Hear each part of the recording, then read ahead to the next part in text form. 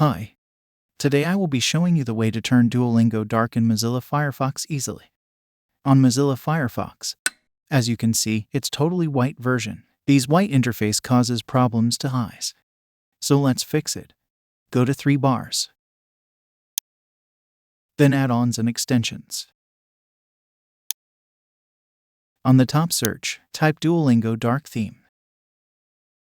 And press enter. Here go for the extension from Lazipult.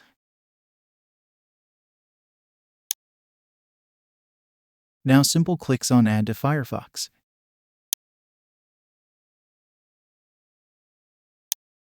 The extension has been added to Mozilla Firefox.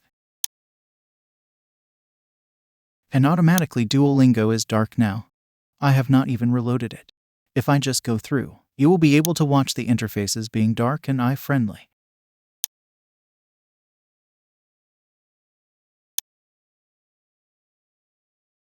Now, if I go to a lesson, Ich kenne dieses Geschäft, dieses Hemd ist cool.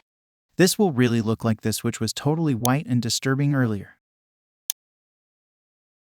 Whenever you do not need this dark mode, simply deactivate it and it's white again. And again turn it on when you need this back.